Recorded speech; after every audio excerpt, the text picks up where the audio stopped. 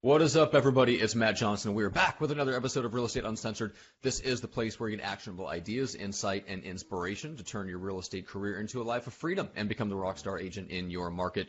And we are taking your questions today. We're going to have a fun episode. We don't have an agenda or a guest today, so we're taking questions from you both live here and in person on the Facebook stream, as well as from the Lead Gen Scripts and Objections Facebook group, guys. So if you are with us, let us know that you're here. Let us know what you are working on right now in your business. Let us know how we can help, and we are happy to answer and riff on your questions live. So first of all, the Junior Grandmaster himself is here, along with his cat, apparently, who has decided to make a cameo appearance, Greg McDaniel. Greg, what's up today? I don't know what this cat does, dude. I swear to God. I mean, we start our show, he's like, oh, hello, everybody. It's a cameo time. Hello, Brown Star, everybody. Oh, God, this cat is hilarious. He just leaves me alone for the rest of the day, but only when we're doing something does he want to show off his butthole. But you know what? That's why you have cats, to see butthole, I guess. I don't know. And pet their fluffy skin. Yeah, okay. Yeah. But, you know, you and I were talking off air, and I had another chance. I never see people's names that I talk to about the EXP opportunity. Chad, what up, playa? And I had another opportunity with a great gal just a few minutes ago. She's with another brokerage. She's going to be switching over to our EXP team most likely, and just having that opportunity to meet these people, reconnect with people. It's just so much fun. Guys, if you want to talk about EXP, dude, come over and join our team, because you're not actually going to fly our flag. You're going to fly your own flag, but you're going to be on our team on paper, which means you guys can be your own, your own entity and your own everything else, and we don't take anything else of yours at all. So Glenn, Twiddle, Rebecca, Nancy, guys, what's going on? Matt, people are showing up, man. We are blessed. We are truly blessed. We're blessed. I'm blessed. You're blessed. We're blessed. The show's blessed. They're blessed. Everybody's blessed. Go with God, my son. That's right. I knew that was coming. Go with God. Be blessed for watching the show. We appreciate it. All right, guys, we got a bunch of questions to get to today. So first of all, let us know if you have a question that you want to address while we are on the show. Let us know what you're working on in your business for 2018, especially in the first quarter. We'd love to hear what your goals are, what things that you guys are working on. But I did want to read off, this is a really great comment that I spotted in the Facebook group. This is from Don Bass. And it's kind of a confirmation, Greg, of the approach that you have working for somebody else. So Don says, 8 days left in the month. My numbers are great for this year already, especially for January. Single agent, five homes closed and pending this month. One of those was a double ender, so it's actually 6 sides. And average price is a hair above 200 grand. So he's done 1.6 million in volume with 50 grand in commission January alone, all from Circle Prospecting. That is fantastic. Good for him, dude. Knuckle pumps to you, homeboy. That is no joke when it comes to commissions in 1 month. Now it's duplicated every single month without shooting your head off. But you know what? I think it's not all from just Circle Prospecting, Matt. I think that's where the difference is. It's not that he did the calls on January 2nd and he's closing January 31st. This is probably a long tail play, and he's been doing a lot of calls for a long period of time, and they're culminating into commissions right now. Mm-hmm. So it's time on task, as our dear friend Hank would say. But that's the truth about it. I mean, you've got to put the time in. Terry always says, put the people you talk to today will be the people you work with tomorrow. AKA, you do the hard lifting now. 1, 3, 6, 8, 12 months from now, when the people are ready, you stay in touch with them, you nurture them, then you get the business. So Good for him, man. That's amazing. I'm very, very proud of him. Yeah, and we need that kind of boost sometimes. I mean, just thinking about the crew that we're working with behind the scenes in our mastermind, they're to the point where, I mean, some of them are making between 1,000 and 1,500 calls a week. I mean, this is no joke. And they're in that period where they are ramping up their effort and their performance, and it's starting to show results. Like, they're starting to have better conversations, they're starting to have more nurtures, they're starting to fill their pipeline. The best analogy I can think of for kind of getting off the ground, whether you're new or not, whether you're just kind of taking the next step in your business, is it's almost like getting in the shower. And when you turn on the hot water, if you only turn it on a little bit, guess what happens? Like, it takes a while, and then you kind of get like it's lukewarm, and it might eventually get hot, but it takes a while. If you crank that thing up full blast, you put a huge demand on it to get a lot of hot water right now, I mean, it may take a second to ramp up, but you're going to get flooded. And I think that's what happens when you really do a lot of, like when you take massive action in any area, but especially in lead generation, like it takes a while for that flywheel to get going. But once it's going, like it really goes and it starts, like you can feel the ground almost accelerate under your feet and things start to take off. Like Greg, you and I can feel it with the team and like people, the demand on our time for people to talk to us about joining the team and stuff like that.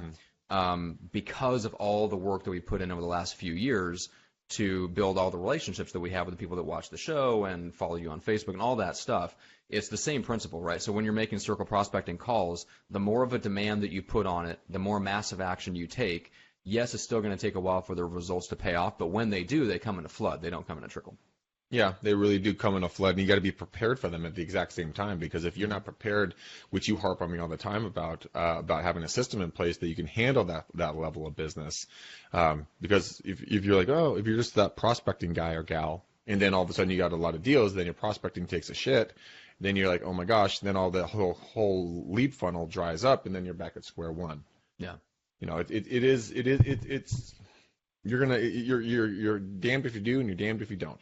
So figure out a rhythm, figure out a schedule that will work for your life. Don't hi Bandito. Nope, no Brown Star. Go over there. Just the same cat, or is this a different cat now that's in the screen? Oh, Studio's too fat to jump up here. This is just okay, so this is the same cat. Okay. No, buddy. All right. So man, I'm just gonna keep him in frame just so that you can see him. See? Great, that's fantastic. There you go. I feel like Dr. Evil, like. Good kitty. Yeah, just good kitty. Petting good kitty. Lead-generating petting cats. Hey, we need to, maybe we should sell those. It's a lead generation cat. It's something for you to just play with while you're on the phone. All right, this brings up another good question. This is from Ryan Burke. It says, how do you guys balance out your calls for the day of the week? I mean, having thousands of numbers, that's a lot. He says, I call new expired and FSBOs for that day first, but then where do you go next from there? So, Greg, if you're in a market where you have FSBOs and expireds to call, I mean, obviously you want to call those first, but then what would you recommend that you call next, and how do you balance that out with your day? So FSBOs and expireds, obviously those are the people that want need and desire to do something. So absolutely those are your primary hits. Secondaries, what I would recommend is go out and you can get it just listed or just sold or just pending. I like the just pendings because there's a lot of activity and a want, need, or desire there, and it's a success story. So I go into my MLS and I will find because I rotate in 5 different cities if I'm going to circle prospect in 5 days, 5 different cities, just big circle, nothing too scientific here. Go to the pendings. I want the shortest amount of time on the market, highest price point, biggest win. AKA, if you can see what most offers, then you can call in and say, "Hey, this is Greg McDaniel with the McDaniel Callahan Real Estate Team. I'm calling about 123 Main Street." Sorry, you're gonna see another cat jump up here. Good Lord, dude! You gotta get a cake. Can I buy you a kennel? I have catnip. I don't know what it is. So then you call around and you say, hey, just want to let you know, I'm sure you already know this, but the home around the corner just sold. God damn it, cat. Jesus.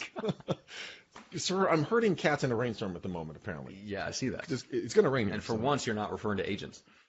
Or you. Literally herding cats. I'm literally herding cats. Oh, my God. But so you go and say, hey, look, Matt, I just want to let you know your neighbor's house at 456 Maple just went pending yesterday, and they had 7 offers on the property. We got the good story is that one family got it. The bad thing is that 6 families are crying in their soup because they didn't get the property of their dreams. Have you guys been thinking about maybe making a move? We got a super hot market right now. So you sell that winner out like that. And that was actually an Eileen. That was a steel trap. She came up with that one. And I'm like, ooh, that's a damn good idea. Nice. So that's where I would go, and then go to solds, and then go to new homes, and then go out and go hit some doors. I mean, if you really want to break it up and really go meet new cool people, go for the biggest pain. Go read the book Compound Effect, guys. Darren Hardy, I've told you about this 1,000 times. He went to be number 1 in his marketplace in 1 or 2 years. All he did is he went out there and did expireds, FSBOs, and then did calls. And then until he got told no, I think he had to be told no at least 50 times a day, then he would go home. I mean, it's that simple. I mean, we don't have to make it too complicated when it comes to doing all this stuff. And Glenn Twiddle, first question, are you guys both single? And why? Did you read that question? I did, yes. That just came across. I'm like, what? But then he followed it up with, forget my question. I now know why Greg is single. He's a crazy cat guy. And I love that comment so much. Glenn, you got to give me your address just so I can send you flowers to thank you for that fantastic comment. I am not coming to Australia now because of that comment. Matt, you're doing it solo. That's right. All right, Michael Cook says, how do you know how many offers the property had, Greg? Is that something that's built into your MLS? Yeah, on the bottom right-hand corner, we have different pages we can review. I mean, different things we can put on the MLS page. Okay. And if they can be seen, it's up to the agent to disclose that, or you can just call them and say, hey, look, I see you guys went pending. How many offers did you guys get? Can I ask you how many you got? And they're like, we got 4, we got 2, we got 1, or they could tell you, hey, we're not telling you that, it's private information, which. Okay. I don't get that. It's like, why not? Why not tell how many offers came in? Because you had a desirable house. You did it right. You priced it well. You staged it well. It was a good product. Why not have people fight over it? But everyone has their own gig, I guess. Whatever. Interesting. All right, there's a couple good questions. Kyle Hyvee asked, do you recommend EXP for brand new agents? Craig, I'm curious what your perspective is on that. Well, Kyle, dude, I had lunch with Kyle. He's from my neck of the woods, so he and I had sat down, had a sandwich together, and chewed the fat. So it was good meeting him. He showed up in a full suit, looking all professional. I rolled in, mangy beard, backward baseball hat, and a hoodie. I'm like, wow, I stepped my game up on this meeting. Wow, of course you did. It's a cold day, man. It's a cold day. I'm sure it was. So would I recommend it for new agents? Yes and no. There is something to be said to have a brand brokerage behind you that you can lean on them a little bit, and their reputation and their signage and a lot of that kind of a thing. But a lot of the times, and this is my opinion, if I had the opportunity to go to EXP or something like that earlier in my career with the technology and the support and the type of people that I'm around in that environment, I would probably say I would go for EXP. The costs to get the products and systems like Conversion or Commissions Inc., you get to pick which one you want to do with EXP.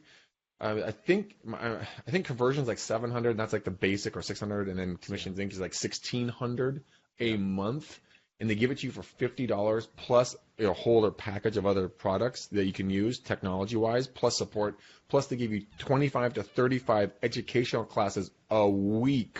Mm-hmm. So they record them and they put them into a cloud. My past brokerage, I recommended that we record all the training sessions that I did. They lost their shit, afraid that someone's going to take that knowledge and use it against them. I'm like, you're a moron. I mean, this is not. I'm not curing cancer here. All I am doing is repackaging real estate information. Right. But EXP is not afraid of that. So I would actually recommend it for a new agent for technology and lead generation, moral support, and education. I mean, if you want to have the rubbing the shoulders with your buddies, go on brokerage tour, man. Yeah.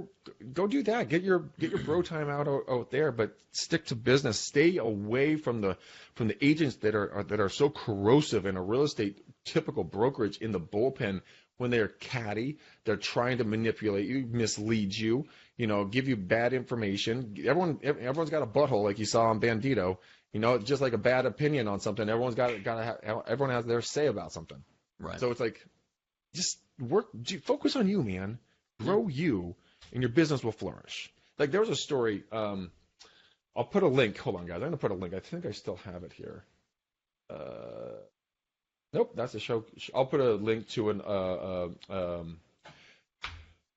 YouTube video explaining EXP and talking about success stories about this young kid that he barely did anything when he was at his typical brokerage, and then he did.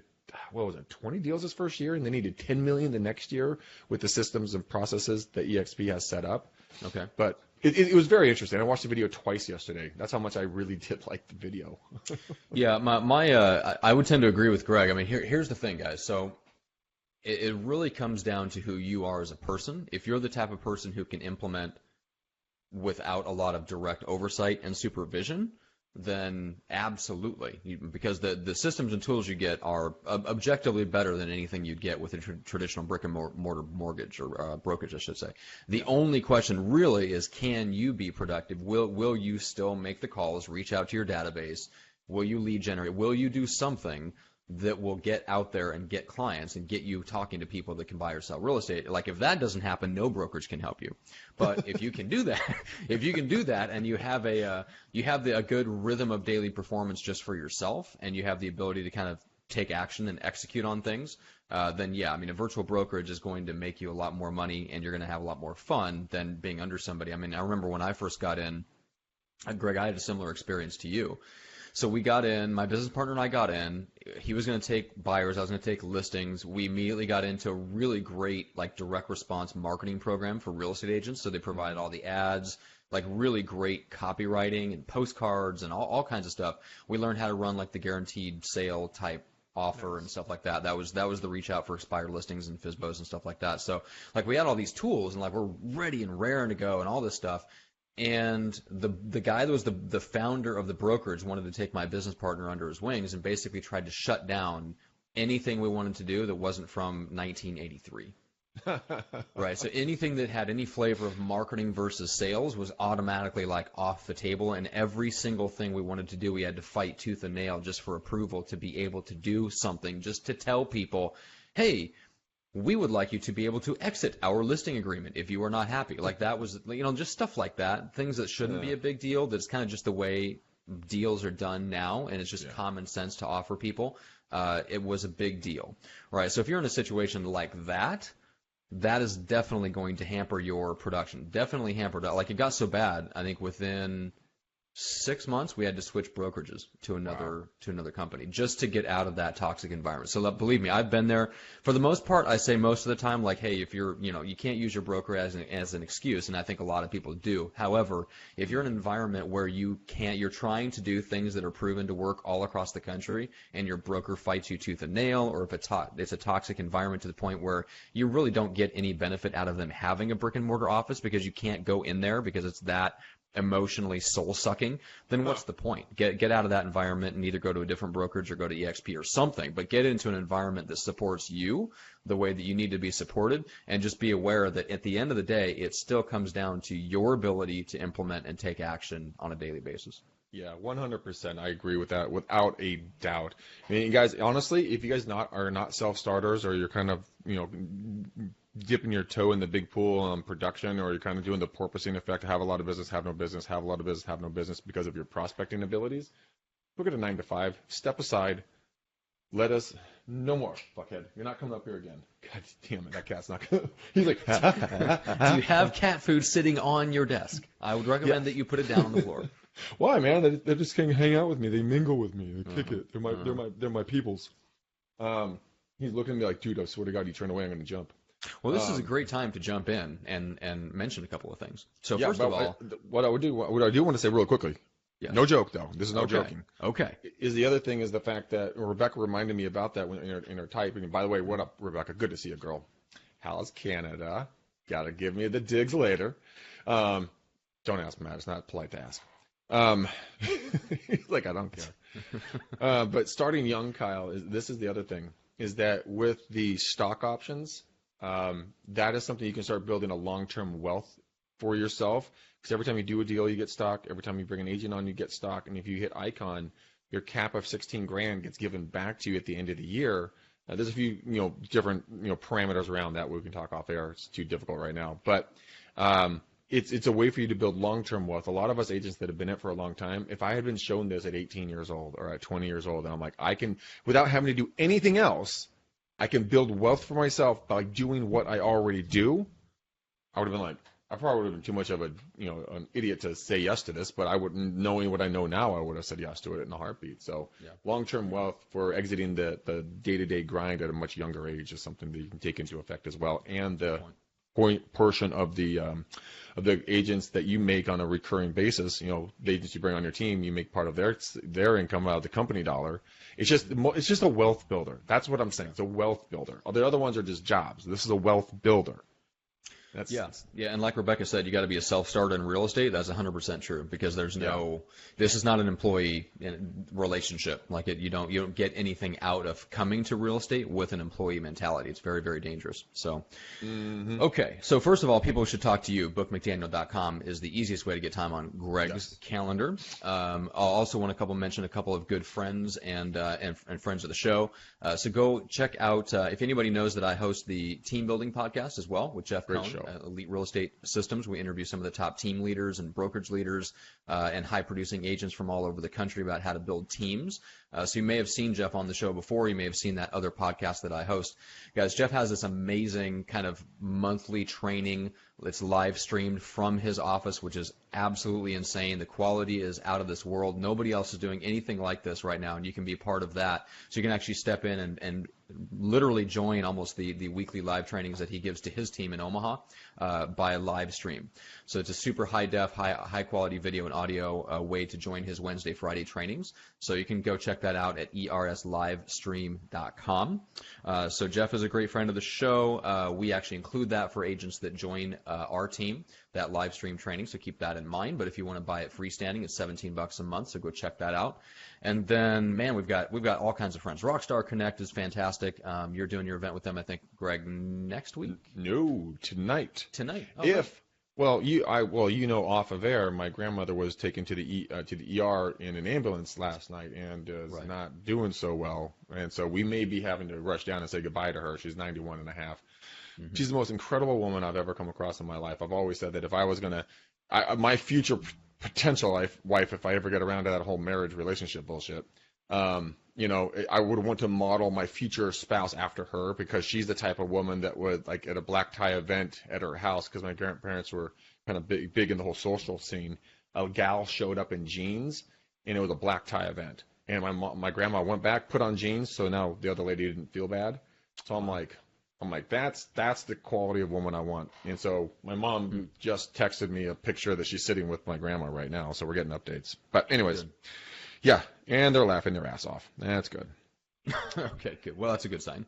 So your event with Rockstar Connect is tonight, and guys, we're going to be doing events with them all over California. So more fun stuff to look forward to. But that's a very, very easy way. It's like a done-for-you service where you can run your own local events and network and build a very strategic group of people around you who each send you referrals and send you introductions and business. So that is a great way to get that started and start building high-quality, very strategic referral relationships with other business owners and entrepreneurs in your community. So check that out. It's Rockstar Connect. And then we're going to dive in and take some more questions. Anything else I'm forgetting to mention, Greg? Your admiration towards your business partner named Greg McDaniel? Oh, I did conveniently forget to mention that. I think we have a question. Oh, when was that? Okay. Let's see.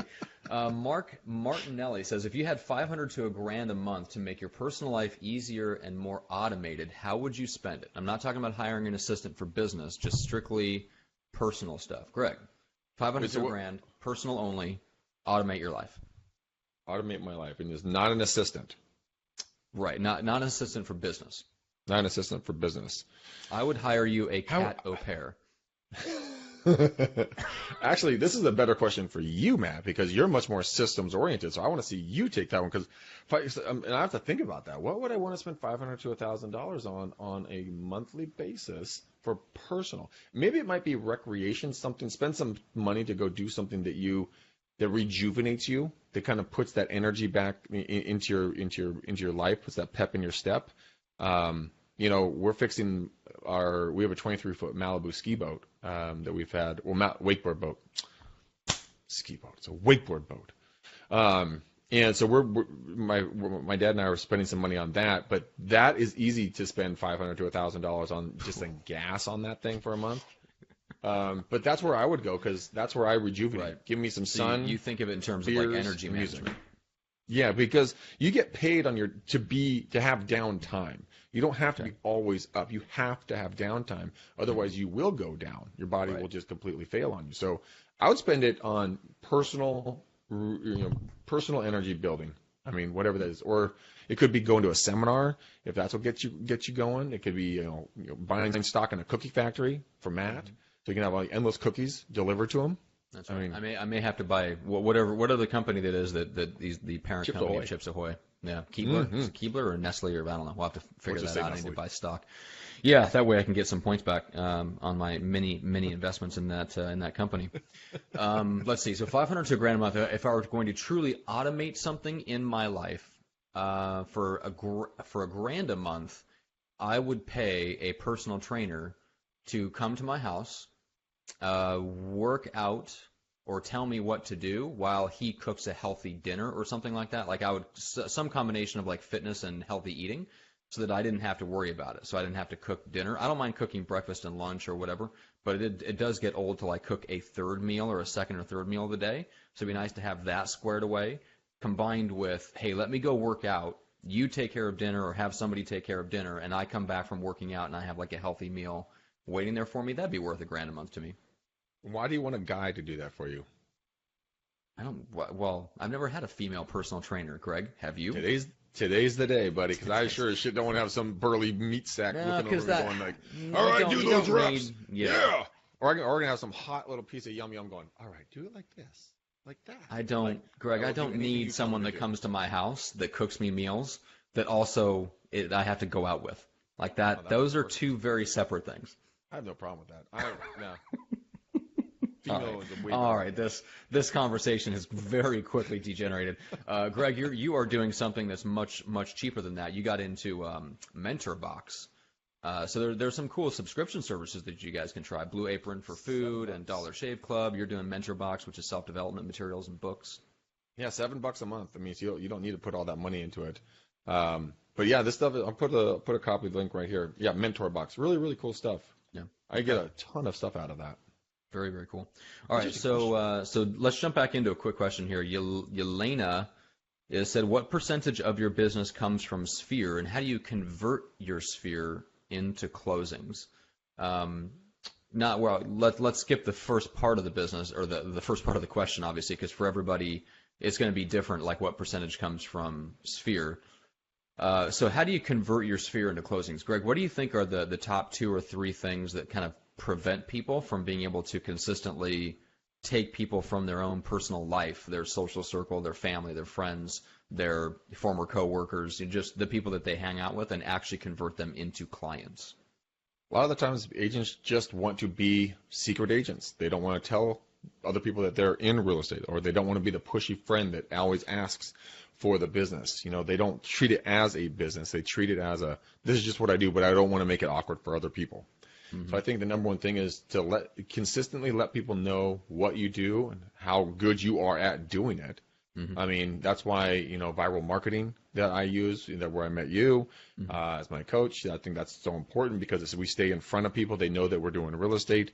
And I mean, I've had multiple occasions where people, my sister's husband's brother's wife, follow that daisy chain. She's an awesome chick, and she's a professor. And it always blows me away that, like, when she'll get my videos, she'll be grading papers or something. She's like, oh, Greg's video. Let's see what he's doing. Click. Mm-hmm. I didn't even know I had her email address. Okay. And so you can touch people in ways that you never knew that you could, because you get to record a video about something that you're just like, oh, this is a normal video, but it's something someone needed to see right then and there, or made them switch and work with you, or like, oh, that's right, Matt does do real estate. How did I forget that? We got to call him. Yeah. Something I would say, just don't get out of your own way. Make sure you're not a secret agent, and then make sure they're in a system that's effective for following up. It's that simple to do, and that's why I love coming over to EXP with the conversion or commissions or whichever one we pick. I'm going to build it out. I'm going to go to the tech team and make sure that it runs smooth as a baby's butt. Because if I'm going to be paying the money, I really want to take advantage of these systems. And that's something, again, we always talk about. You browbeat that into me for the last 3 years. Systems. And I'm like, Eileen. She's my system. And Matt's like, no, it's not a system. That's a human. Yes. What would you do with them? That's another good question. I mean, we always have different opinions, and that's what I love about it, because people can see different points of view. Yeah, well, no, I think that a lot of the same things. There's a reason that agents prefer to be secret agents when it comes to their sphere, and that's because they're uncomfortable with what they do and really understanding where their value is, All right, so your value as a real estate, and if you think of yourself as a salesperson first, that the reason that you're in this is to provide for your family, that's part of what creates the issues, right? It's that mentality of I'm here to sell something, right? There's nothing wrong with selling something. There's nothing wrong with persuading people to do what's in their best interest. Absolutely nothing wrong with it at all. But when you start out with the mentality of I got into this for, the unlimited income potential and the time freedom, and like just starting from that place of I got into this for me, kind of sets you down the wrong path unless you come across somebody like a Greg Harrelson that can reframe things and explain what your true value is. And I was talking to him about this the other day because we've both noticed this, and this is where a lot of agents struggle when they first get into real estate. And so if you're a team leader, if you're someone that has a buyer's agent, like you will run across this in your efforts to get people to do what they say they're going to do just to hit their own goals in real estate. And so I was talking this over with him, and Harrelson said what really comes down to is that the context or the frame, right?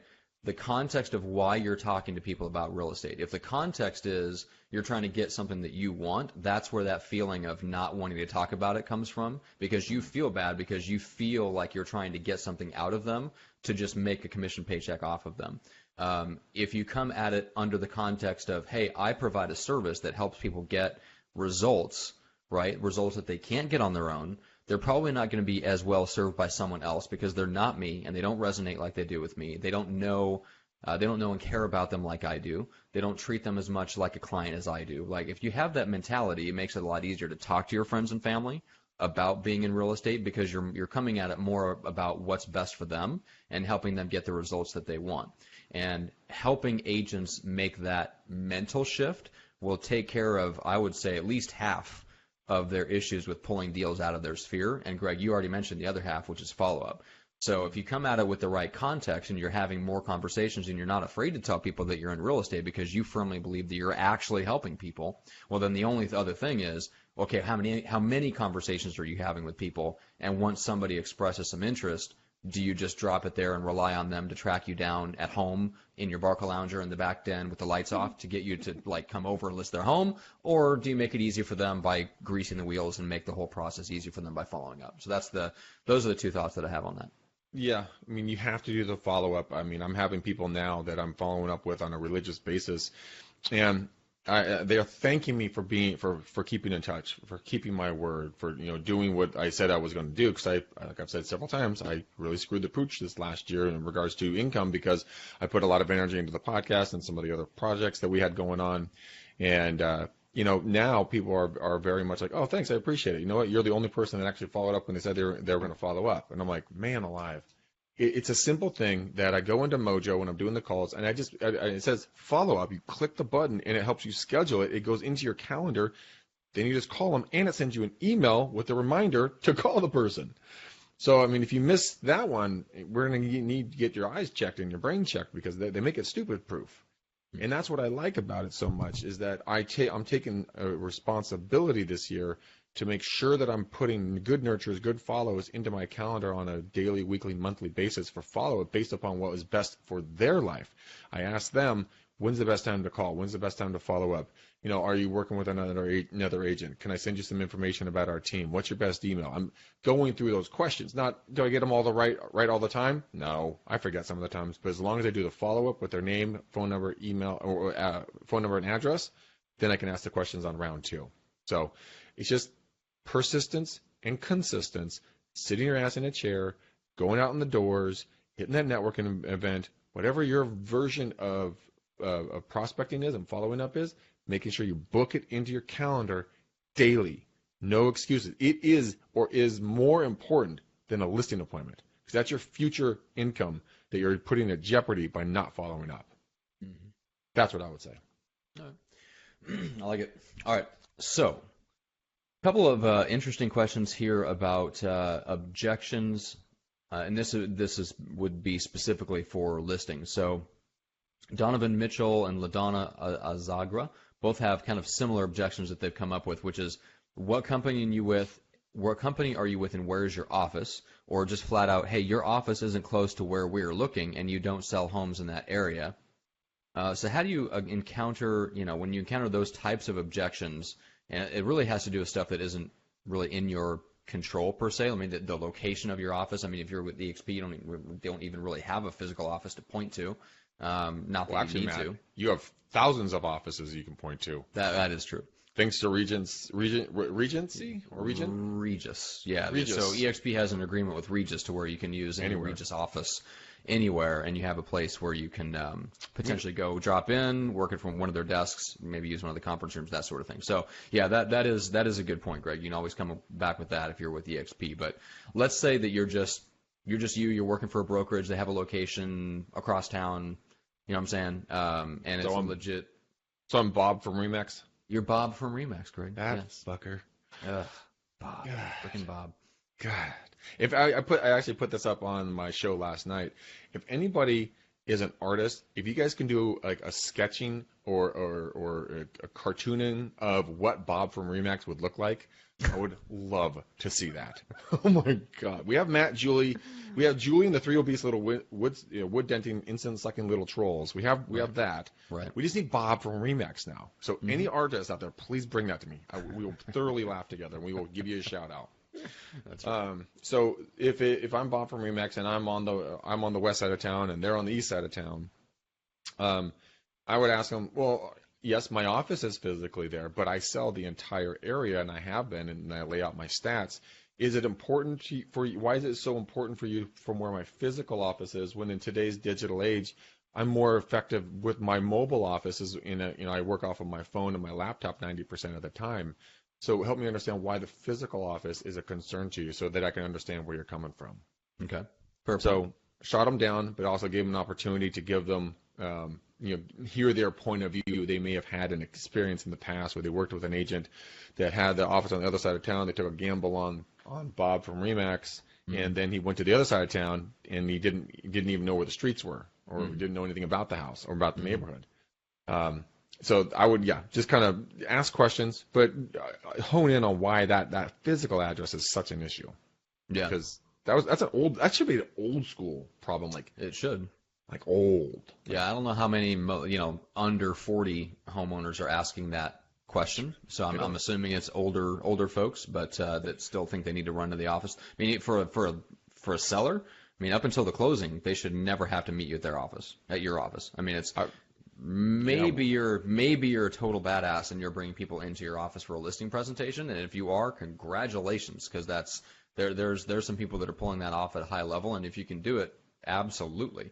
But that's not to say you can't bring them to anywhere else, like a rented office, or get your own office space, like whatever the case is. But if you're encountering that in a listing, yeah, I agree. Ask questions, figure out what the real objection is, and most likely you're not conveying value in some other way. Like, you haven't really convinced them and persuaded them that your home selling system is the right solution for them. Because if it was, most likely they wouldn't be asking you where your physical office is, Yeah, your value prop was not brought. Yeah, your value prop isn't. You're not bringing enough value, and you're not bringing it in a way that's demonstrating to them why they should list their home with you, because you're a listing expert, you're a marketing expert, you're very good at marketing homes, putting and launching them into the marketplace.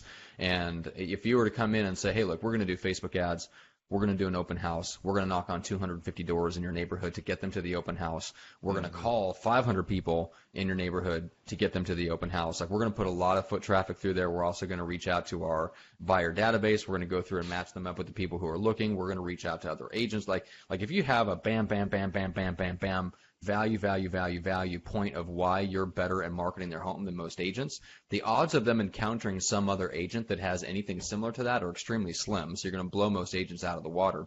And when you do that, they're going to come away from that going, holy cow, who is this? They're so prepared, so systematic, so much more professional than other agents I've encountered. They're not even going to care. They're not going to care where your physical office is. They're just going to wonder why they haven't heard of you before.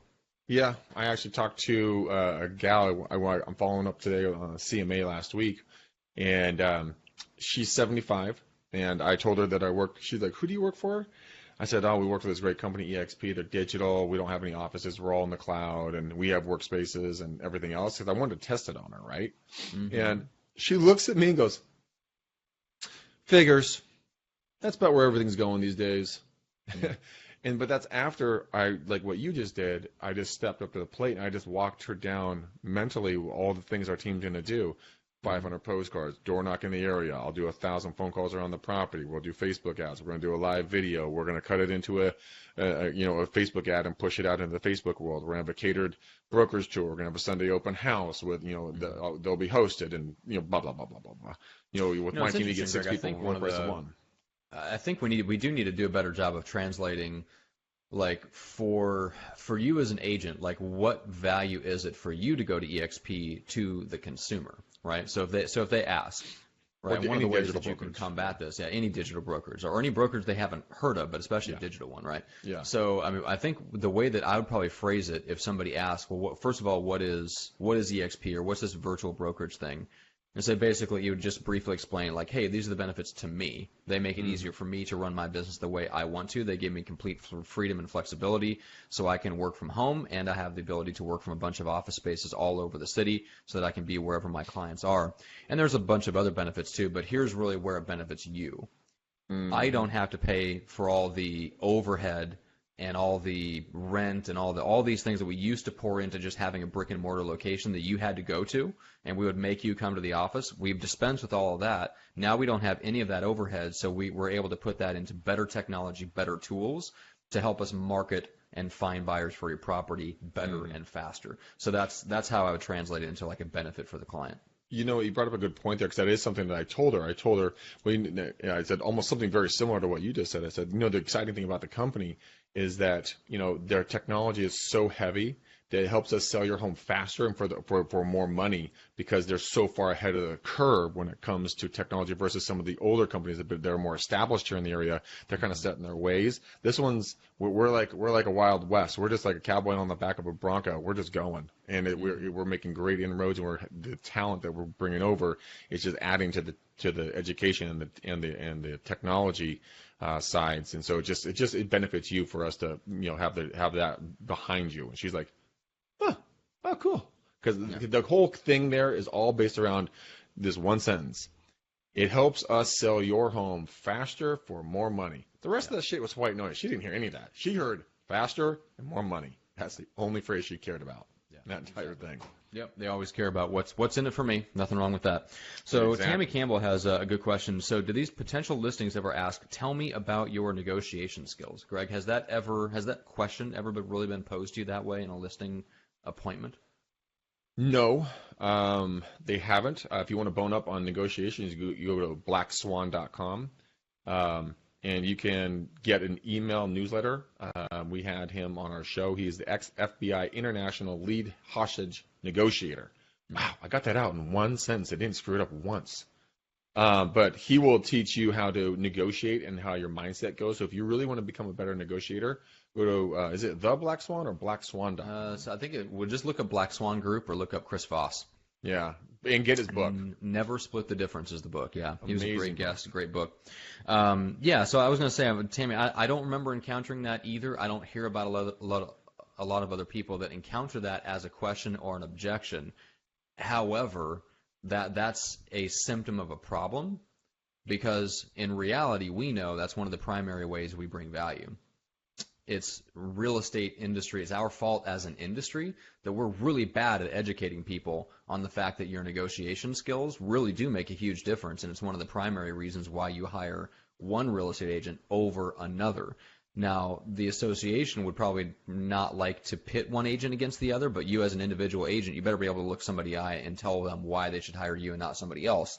And if you feel like you want to hang your hat on negotiation, just make sure that you have the success stories and some experiences and testimonials to back it up, right?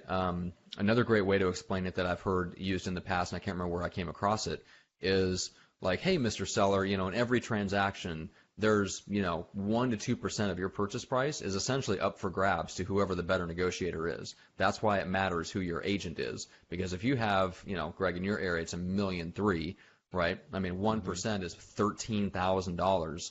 That easily is within, negotiation. Like once you go into the negotiation phase of like somebody has an offer out on the table, there can potentially be 1% of your home that's kind of in the swing.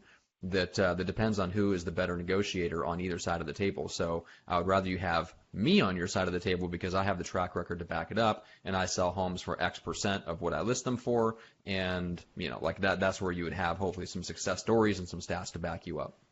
Yeah, you can also go in there, and if you want to do a little bit of a jab at another agent or just other agents that are going to come in and try to buy the listing with either a high price or cut commissions. You can come in and say, you know what, and if agents can't negotiate and keep their own commissions, how are they going to keep your money if they can't even keep their own? Right. And then they're already being a bitch. Yeah, exactly. But yeah, I've never run into that direct question ever. Yeah, it's an interesting one. I feel like it should be, right? It should be part of the criteria for when somebody hires a listing agent, but I don't think sellers really understand that. They're looking for more like, hey, do you love my home? Do you resonate with me? Like, do you like these tapestries just as much as I do? And inside you're vomiting, but you're like, yes, I love them. Love them. I love that your cats pee on them every day. They're fantastic. It's a musky scent. It's fantastic. Oh, really brings an earthy smell to the house. Earthy. Yeah, it's a great word for it, Greg. Organic. Yeah. Have you ever bred your cats for kittens? I would love to get a kitten. Always. Do you have kittens? That should be a comedy routine. Oh my God. That was a little much. Yeah, let's reel it in. But yeah, that's pump the brakes there, big guy. Do you like pump my tapestries? All right, guys. We need to start winding this one down. I will throw this one out to you real quick, Greg, and then we'll wrap things up. This is from Andrew Brown. A couple of objections. Are you a full-time agent? Is this your primary source of income? Greg, how would you handle that? I was actually asked that for the first time last year. Really? There was this guy in a kind of more of a working class neighborhood. He was definitely like a working class gentleman himself. But out of the hundreds of homes that we've listed, well, thousands of homes that we've listed, I've never had them sit down and have a checklist of questions in front of me. His first question is this your full-time job? And I'm looking and going, what else would I? Yeah, I'm here. Yeah. And I'm like, why do you ask? He's like, the last guy that we hired was a dentist, and he was never around. I'm like, you hire a dentist to sell your home? No wonder it didn't sell. But I have asked that before, but that's why you come in. Like, I have my brag book, which I don't have. You guys have seen it a dozen times before, showing our stats, showing that we have sold homes, showing our technology, getting the testimonials, all of that stuff there. Because, you can even maybe lead off, hey, so glad to be here. My team and I are full-time professionals in the industry. Appreciate your time. You could do that, but I've been only asked that one time, and it was by someone I did not expect. And I'm really glad I did not get that listing. Really? Oh, dude, it was brutal. It was a weird situation, and they wanted me to, sell the house with one arm tied behind my back, hopping on one leg, blindfolded. That's the way because they were putting so many restrictions on me. I'm like, I don't think this is going to work. But good question, though. All right. Yeah, initially I would have taken that as a sign that maybe they got some information from another agent and were kind of asking the questions that were on that thing, like 5 ways to pick out your next real estate. Like, I would take that as an indication that maybe they have some experience and some inside knowledge of real estate and actually know what to look for in a good listing agent. I would have initially probably taken that as a good sign. Then clearly went downhill from there. Clearly. Plane into mountain, no survivors. That's right. Now, Greg, are you intent on collecting a commission check from the sale of this home? Yes. Are you open to receiving payment in kittens? No, I got 2 furry idiots enough. I really feel strongly about this. Yes. I don't. Yeah. These are not the cats you're looking for. Exactly. No. God, it was turned into a pet show. How about tapestries? I have some lovely tapestries I can send you as parting gifts. Oh, as long as there's pee stains on them, I won't take them clean. No. That's right. All right. Let's wrap this one up. Let's put a nice little bow on this one. Greg, how do people reach out to you and talk to you? Talk on the phone, actually, to the Greg. Converse like humans? Converse like humans. Like humans. Guys, go to bookmcdaniel.com. It is right in front of your noses right now, right next to my name. If you're watching this, guys, if you're listening to this, go to bookmcdaniel. It's mcdaniel.com and get 30 minutes on my calendar. Talk about EXP and see if it's a good move for you. I had a gal I was speaking with this morning. She's at another brokerage that's similar to EXP, and they're changing their fee structures, and they have to buy different areas, like their primary location and their secondary location. You have to pay monthly for this. And so she's like, well, can I do business in this location and in this location at no additional cost? I'm like, yeah, of course you can. But I mean, simple questions like that, guys. If something's kind of itching at you at the back, and you're kind of you want to make a point, a change, and you think this might be the time to do it, come on over, guys. Just book 30 minutes with me. Let's talk. And if it is, dude, Rockstar. If it's not, Rockstar. Either way, just love to meet you guys or reconnect with you if I've already talked to you. So that's how they get hold of me. Johnson, how do they get time with the legendary agoraphobe, closed-in Matt Johnson to pick up the phone and speak with a human? Wow. Well, now nobody will ever want to do that thanks to that intro. So this is fantastic. It is 15.bookjohnson.com. So, guys, if you need an outside second opinion or some extra support on what the next big decision is for you, whether you're looking at hiring one of the coaches that that we're connected with that have been on the show before, or you're thinking about buying or investing into a program, a course, something. I know a lot of you guys, are getting into like Aaron Wittenstein's Expired Mastery or whatever, something you've seen on the show before, something that we've put out, and you just have questions, you're not sure quite what to do, and you need some things answered before you can take the next step forward. That is a great reason for us to talk. I'm happy to help, happy to give my opinion on what the next best step is for you, and answer any questions that I can for you about what I know and who I know in the industry. So grab a time at 15.bookjohnson.com. And then, as always, you can go take our training on Facebook Live, which is Go Live on Facebook. It's how to find your next client on Facebook Live. So that is a great resource, free to everyone. About an hour of video training there, all about how to go live on Facebook, just like we do here. Whether you want to bring on a guest or not, it's really a great way to talk. Going back to your sphere, if you want to start pulling deals out of your sphere, start going live on Facebook.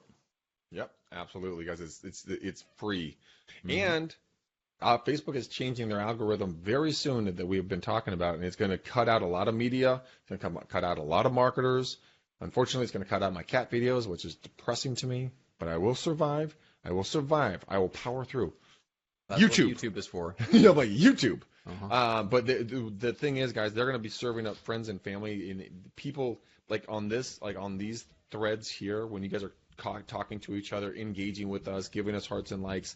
That is all what the algorithm is going to start to see. So it's going to prioritize friends and family before anything else. And so, Matt and I did a show a couple of weeks ago with Volpe. I think it was 2 weeks ago, right? And he really kind of explained it a little bit more. Very interesting stuff. But the thing to kind of get around it is live video. You got to be more relevant on live video. It's free. It's not always going to be free, I don't think. I don't know. We'll see. Anyways, Ryan Shea, what up, player?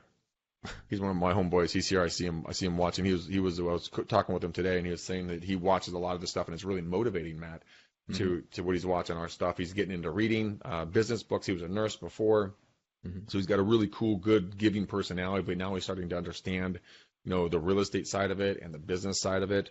And so I'm very proud of you, Ryan. I've seen amazing things in your change for you in a good way in the last couple of weeks.